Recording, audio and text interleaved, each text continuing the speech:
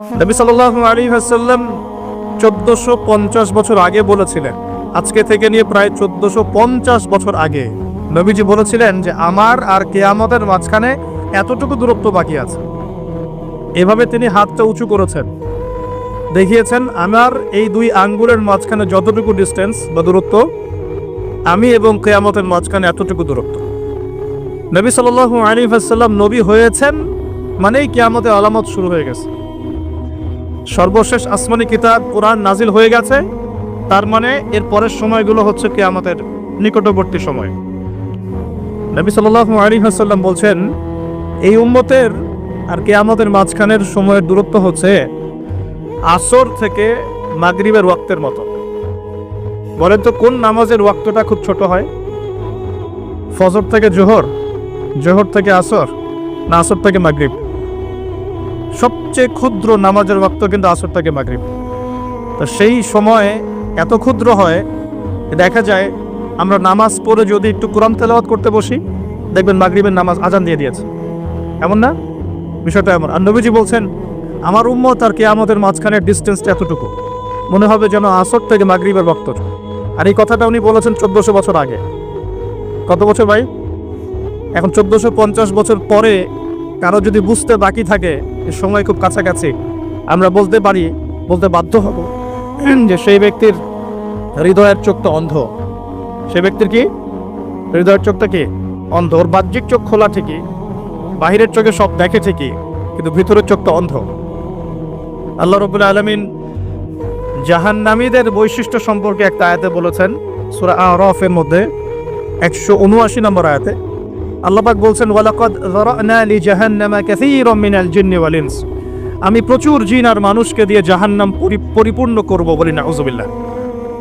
আমি প্রচুর জিন আর মানুষকে দিয়ে জাহান্নাম পরিপূর্ণ করব, অথচ এই জিন আর মানুষকে আমি সৃষ্টি করেছিলাম আমার ইবাদত করার জন্য।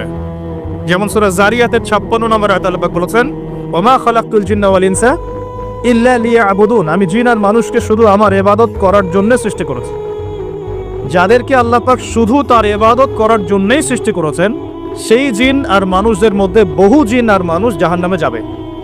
কুদিয়াল আমর, এটা লিখিত হয়ে গেছে। কেন যাবে? আল্লাহ সূরা আরাফ 179 নম্বর আয়াতে নিজেই বলছেন কারণগুলো হচ্ছে লাহুম কুলুবুন লা ইয়াফকাহুনা বিহা, জাহান্নামে যাওয়ার কারণ হচ্ছে তাদেরকে কলব দিয়েছিলাম উপলব্ধি করতো না। তাহলে বুঝলাম হৃদয়ে কলব, বিবেক আল্লাহ যাদেরকে দিয়েছেন তারপরে উপলব্ধি করতে পারে না, এটা জাহান্নামীদের বৈশিষ্ট্য। আর ওয়ালাহুম আযানুন লা ইয়াসমাউনা বিহা, তাদেরকে আমি কান দিয়েছিলাম, এই কান দিয়ে তারা শুনতো না। একটু লক্ষ্য করে দেখি, আমরা কিন্তু বাইরের কান দিয়ে সবাই শুনতে পারি, তাহলে এটা কোন কান যে কান দিয়ে সে শুনতো না? আমরা তো বাহিরের কান দিয়ে সবাই শুনে, তাহলে আল্লাহ যে বলছেন কান আছে কিন্তু শোনে না, তাহলে কোন কান দিয়ে শুনি না? বলেন? হৃদয়ের কান দিয়ে। তার মানে আমাদের দুইটা চোখ, দুইটা কান। আল্লাহ পাক আবার বলছেন ওয়ালাহুম আ'য়ুনুন লা ইউবসিরুনা বিহা, আমি তাদেরকে চোখ দিয়েছিলাম, চোখ দিয়ে দেখে নাই, বাহ্যিক চোখে আমরা সবাই দেখছি। তাহলে কোন চোখ অন্ধ? আল্লাহ পাক কোন চোখ অন্ধের কথা বলছেন? আবু জেহেল এবং উমর রাদিয়াল্লাহু আনহু, এই দুই ব্যক্তি নবী সাল্লাল্লাহু আলাইহি ওয়াসাল্লামের দোয়ার দ্বার প্রান্তে ছিলেন। আল্লাহর নবীজি দোয়া করছেন, হে আল্লাহ, ইসলামের কঠিন সময় চলছে, মক্কায় অনেক জুলুম নির্যাতন চলছে, আল্লাহ তুমি এই দুই ব্যক্তির মধ্যে যে কোনো একজনকে হেদায়েত দিও। এই দুই ব্যক্তির মধ্যে যে কোনো একজনকে, যাকে তোমার পছন্দ, তাকে হেদায়েত দিয়ে তুমি দ্বীনের জন্য কবুল করো। সুবহানাল্লাহ। একজনের নাম আবু জেহেল, যার নাম আবুল হাকাম ইবনে হিশাম। আবু জেহেলের নাম কি? আবুল হাকাম ইবনে হিশাম। মানে আবু জেহেলের নাম কিন্তু আবুল হাকাম, জ্ঞানের পিতা, কিন্তু আমরা বলছি আবু জেহেল মানে অজ্ঞতার পিতা। কেন? কারণ সে বাহ্যিক জ্ঞানে পরিপূর্ণ ছিল, শরীয়তের গভীর জ্ঞান, শরীয়তের সত্য তার চোখে স্পষ্ট হয় নাই। আল্লাহ পাকের নিদর্শন একটার পর একটা দেখানো হয়েছে, কিন্তু তারপরেও সে ইসলাম কবুল করে নাই। এই কারণে আমরা তাকে বলি আবু জেহেল, অজ্ঞতার পিতা। অথচ তার নাম কিন্তু আবু জেহেল নয়, তার নাম আবুল হাকাম, জ্ঞানের পিতা। আমাদের সমাজে এমন অনেক বড় বড় বুদ্ধিজীবী আছে না, বাহিরের বস্তুবাদী জ্ঞানে পরিপূর্ণ, শরীয়তের জ্ঞানের অজ্ঞ, মিসকিন, এমন মানুষ আছে না? টকশো একদম ঝট তুলে ফেলছে, একদম ইতিহাস, সংস্কৃতি, বিশ্ব অর্থনীতি, রাজনীতি, কোন সেক্টরের জ্ঞান নাই যা তার জানা নাই। কিন্তু শরীয়তের মাসলা মাসাইল সে বলতে পারবে। হ্যাঁ, শরীয়তে ঈমান ভঙ্গের কারণ বলতে পারে না, কোন কোন কথা বললে শিরক হয়, কুফর হয়, কোন কোন কথা বলে নেফাক হয়ে যায়, মানুষ মুরতাদ হয়ে যায়, এগুলো জানে না। কিন্তু বাহ্যিক জ্ঞানে পরিপূর্ণ। এরাও কিন্তু বর্তমান নব্য আবু জাহেল। এরা হচ্ছে বর্তমান সময়ের নব্য আবু জাহেল। আবু জাহেল কিন্তু জ্ঞানের পিতা ছিল। তো আবু জাহেল এবং ওমর রাদিয়াল্লাহু আনহুর মধ্যে আল্লাহ যাকে তোমার ভালো লাগে তুমি হেদায়েত দিয়ে ইসলামের জন্য কবুল করো, এটা দোয়া করছেন কে? মুহাম্মদুর রাসূলুল্লাহ সাল্লাল্লাহু আলাইহি ওয়াসাল্লাম। এবার আল্লাহ পাক হেদায়েত দিয়েছেন ওমর রাদিয়াল্লাহু আনহু। এই তো এখন এই দুই ব্যক্তিকে আমরা যদি ডক্টরের কাছে পাঠাই মনে করেন, এবং তাদের কান এবং তাদের চোখ টেস্ট করি, দেখা যাবে দুজনের কানই একই, দুজনের চোখই একই, দুজনেরই চোখ ভালো, দুজনেরই কান ভালো। তাহলে আবু জাহেলের কোন কান অন্ধ যার কারণে সে কোরআন শুনতে পারলো না, আর আবু জাহেলের কোন চোখ অন্ধ যার কারণে সে কোরআন দেখতে পারলো না, সত্য চিনতে পারলো না? বলেন, এটাকে বাহ্যিক চোখ না অভ্যন্তরীণ চোখ? আর ওমর রাদিয়াল্লাহু আনহুর কোন কান জিন্দা, জীবিত, যে কান দিয়ে তিনি কোরআনের মর্ম শুনতে পারলেন? কোন চোখ জীবিত, যেই চোখ দিয়ে তিনি সত্যটাকে খুঁজে পেলেন? বাহ্যিক চোখ না ভিতরের চোখ? তার মানে বুঝতে পারলাম এই আয়াতে আল্লাহ পাক আমাদের বাহ্যিক চোখ বাহ্যিক কানের কথা বলছেন না। আল্লাহ বলছেন প্রচুর জিনার মানুষ যে জাহান্নামে যাবে তার অন্যতম কারণ হচ্ছে তাদের কলব ছিল কিন্তু মরে গেছে, মৃত কলব। চোখ দিয়েছি দেখে নাই, মানে এই চোখ দিয়ে ঠিকই দেখেছে কিন্তু কলবের চোখ দিয়ে দেখতে পারে নাই। কান দিয়েছি শোনে নাই, মানে কান তো এই চোখ এই কান দিয়ে শুনেছে ঠিকই, এই কান দিয়ে সবই শুনেছে, কিন্তু এই কান দিয়ে কোরআন এবং সুন্নাহর মর্মমারি সত্য শুনতে পারে নাই। আল্লাহ পাক বলছেন উলাইকা কাল আনআম, এরা ছিল গবাদি পশু, জন্তু জানোয়ারের মতো। নাউযুবিল্লাহ। বাল হুম আদাল, বরং এরা তার চাইতেও নিকৃষ্ট ছিল। ওয়া উলাইকা হুমুল গাফিলুন, এরা ছিল গাফেল সম্প্রদায়, গাফেল। তাহলে আমরা এখানে বুঝতে পারলাম যদি আমরা কলবকে জিন্দা করতে না পারি এটা জাহান্নামে যাওয়ার কারণ। যদি আমরা ভিতরের চোখ দিয়ে দেখতে না শিখি এটা জাহান্নামে যাওয়ার কারণ। যদি আমরা ভিতরের কান দিয়ে শুনতে না শিখি এটা কি? জাহান্নামে যাওয়ার কারণ। এখন 1450 বছর পরেও যাদেরকে বোঝাতে হচ্ছে যে সময় হাতে বেশি নাই, আলামাতুস সাআগুলো সব স্পষ্ট হয়ে যাচ্ছে, তাদের হৃদয়ের চোখটা অন্ধ না? ভিতরের কানটা অন্ধ না? কলবগুলো মরে গেছে না? আমি আপনাদেরকে কিছু দৃষ্টান্ত দেখাচ্ছি, যে দৃষ্টান্তগুলো আমাদের ঢাকা শহরের সাথেও মিলে যাবে। বড় বড় সব শহরের সাথে তো মিলে যাবেই। আমরা যে সমাজে বাস করি, বাংলাদেশ, ঢাকা শহর, আমরা ঢাকার বাসিন্দা, আমাদের সাথে আরো জাজল্যমানভাবে মিলে যাবে। এটা শুধু একটা শহরের গল্প নয়, বরং এটা হচ্ছে পুরো বিশ্বের সমস্ত বস্তুবাদী শহরের গল্প। পুরো বিশ্বের যত বস্তুবাদী শহর আছে সবারই গল্প এখন সেম। কারণ পুরো বিশ্বটা এখন হচ্ছে একটা গ্লোবাল ভিলেজ, মানে বিশ্বায়নের যুগ চলছে। এক জায়গায় ঢিল দিলে তরঙ্গ সারা বিশ্বে ছড়িয়ে পড়ে না? তো পুরো বিশ্বের গল্পই এটা, আর স্পেশালি আমাদের ঢাকা শহরেরও গল্প এটা। আমরা যেখানে বসবাস করছি, কোরআন এবং হাদিসের ভাঙাচুরা এলেম কালাম দিয়ে মনে হচ্ছে এখন পর্যন্ত যে আমাদের উপরে আল্লাহ পাকের গজবটা আসে নাই, এটাই হচ্ছে আল্লাহর রহমত। আমার কথা হয়তো সবাই বুঝতে পারবেন না, তবে জ্ঞানী মানুষ বুঝবেন ইনশাআল্লাহ। এখন পর্যন্ত যে আল্লাহ পাকের গজবগুলো আসে নাই, এটাই আল্লাহর সবচেয়ে বড় রহমত। আশার যে পাপগুলো আছে, এই কোনো পাপ করতে আমরা এখন বাদ দিচ্ছি না। আশা গজবকে ডেকে নিয়ে আসার যে পাপগুলো আছে, এই পাপের কোনোটা করতে ঢাকা শহরের অধিবাসীরা এখন বাদ দিচ্ছে না। আমি কোরআন এবং হাদিস লাস্ট 1 মাস থেকে এই গজব সংক্রান্ত বিষয়গুলো ঘাটাঘাটি করছিলাম। যখন থেকে যে ভূমিকম্প, টার্কি সিরিয়ার ঘটনাগুলা, ইউক্রেন রাশিয়ার বা ন্যাটো রাশিয়ার যে কনফ্লিক্ট, মহামারী, তা করোনা, কোভিড, বৈশ্বিক অর্থনৈতিক মন্দা, এই যে সমকালীন ইস্যুসগুলো চলছে, এগুলোর সাথে যখন আখিরুজ্জামানের হাদিসগুলোকে স্টাডি করছিলাম, তখন বুঝতে পারলাম যে স্পেশাল যে 10টা 15টা বা 20টা পাপ আছে, সর্বোচ্চ 20টা হবে, মেজর 10টা, এই 10-15টা 20টা পাপ যখন সারা বিশ্বে ছড়িয়ে পড়ে তখন বিশ্বের অবস্থা এমন হবে যেমনটা এখন হয়েছে। কোরআন এবং সুন্নাহ এ টু জেড ঘেটে ফেললে আপনি এগুলোই পাবেন। কিন্তু আমি আপনাদের স্টাডি করার সাথে সহজ করে দিচ্ছি, চেষ্টা করছি, কারণ স্টাডির কোনো শেষ নাই। আমি যতটুকু বলবো এখান থেকে আপনি আবার স্টার্ট করতে পারবেন। একটা আমি আপনাকে বেস দিচ্ছি, এর উপর দাঁড়িয়ে আপনি আরও স্টাডি করতে পারবেন। আমার জ্ঞান তো চূড়ান্ত নয়, জ্ঞানের কোনো শেষ আছে? সর্বপ্রথম যে পাপের কারণে আল্লাহর গজব, আসমানের বালা, জমিনের বালা নেমে আসে, তার নাম হলো শিরক। তার নাম কি? এখন পুরো বিশ্বের বড় বড় যে বস্তুবাদী শহরগুলো আছে সবগুলোর বেশিরভাগই শিরকে নিমজ্জিত আছে। আর এই শিরক শুধুমাত্র আল্লাহ ছাড়া মূর্তি পূজা করাই শিরক নয়, শুধুমাত্র আল্লাহ ছাড়া চন্দ্র সূর্য গ্রহ নক্ষত্রের পূজা করাই শিরক নয়, শুধুমাত্র এই আল্লাহর সন্তান আছে এই ঘোষণা দেওয়ার নামই শিরক নয়। আমরা আমাদের শহরগুলোর মধ্যে আল্লাহ পাকের হালালকে হারাম করে নিয়েছি, হারামকে হালাল করে নিয়েছি, এটাও একটা শিরক, এটা একটা কুফর। আর এই শিরকের মধ্যে আমাদের পুরো ঢাকা শহর ডুবে গেছে। আমরা আল্লাহ পাকের হালালকে হারাম করে নিচ্ছি, আল্লাহর হালালগুলো হারাম করছি, হারামগুলো হালাল করছি। আরো আছে, আমরা মনে করি যে অমুসলিমরাই মনে হয় শিরক করে, অথচ এখন মুসলিমদের মধ্যে বহু মানুষ কবর পূজা করছে, কবরে গিয়ে সেজদা করে। তার ধারণা কবরে শায়িত মানুষ তাকে ভালো মন্দ দিতে পারবে। কবরে শায়িত মানুষকে আমার অকল্যাণ করতে পারবে? আমরা জানি যে নবী মুহাম্মদ সাল্লাল্লাহু আলাইহি ওয়াসাল্লাম সুপারিশ করবেন, ঠিক আছে? তার সুপারিশে কবিরা গুনাহগার ব্যক্তিরা জাহান্নাম থেকে বের হয়ে আবার জান্নাতে যাবে ইনশাআল্লাহ।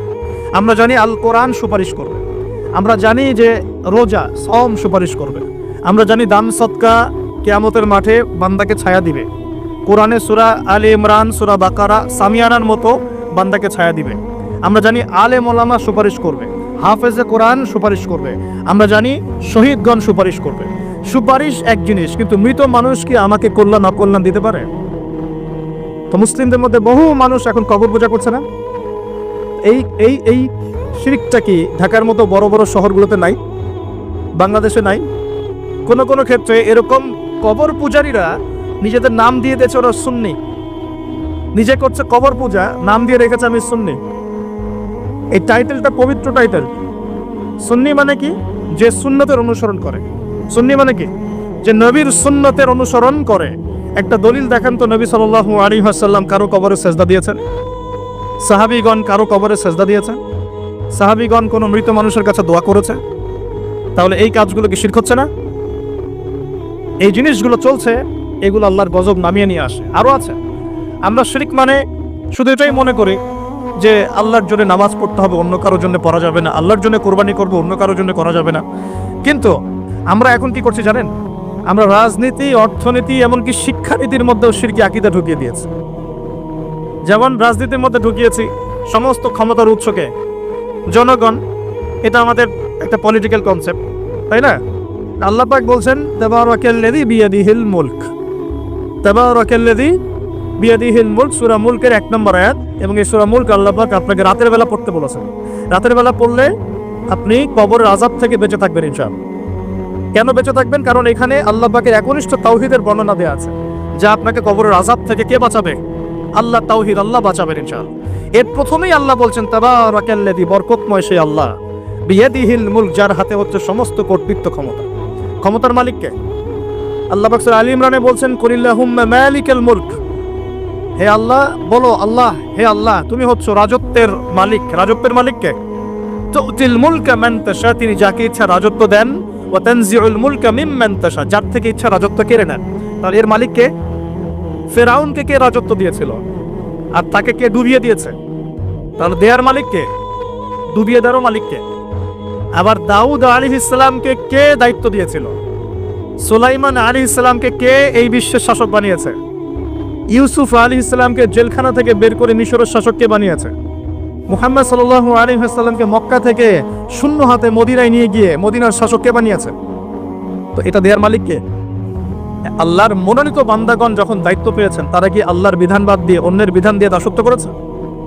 তাহলে আমরা তো খলিফা শব্দই বুঝি না। আমরা এই পৃথিবীতে কার খলিফা? আমরা এই দুনিয়ায় কার খলিফা? খলিফার দায়িত্ব কি? আল্লাহ পাক সূরা সাদের মধ্যে বলছেন, ইয়া দাউদ, হে দাউদ, ইন্না জাআলনাকা খলিফাতান ফিল আরদ, হে দাউদ আমি তোমাকে পৃথিবীতে আমার খলিফা করেছি। কি করেছি? কে করেছেন?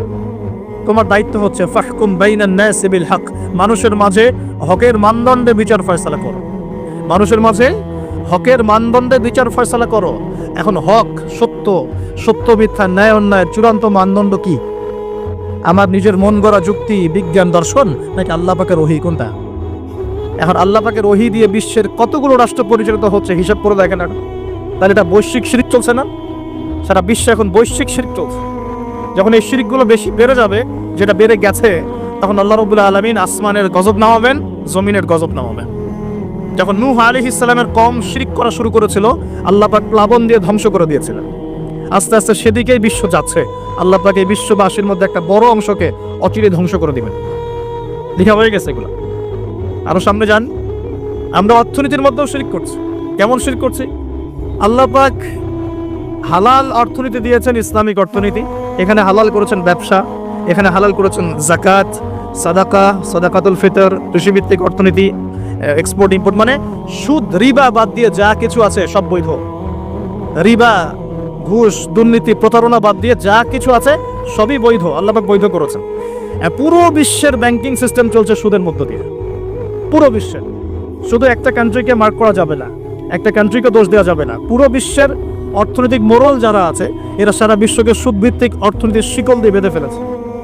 এখান থেকে কেউ বের হতে পারছে না এখন। সারা বিশ্বে আল্লাহর দেওয়া অর্থনীতি বাদ দিয়ে মানুষের অর্থনীতি চলছে না। এটা শিরক না কুফর? নাকি তাওহীদ সুন্নাত? কোনটা?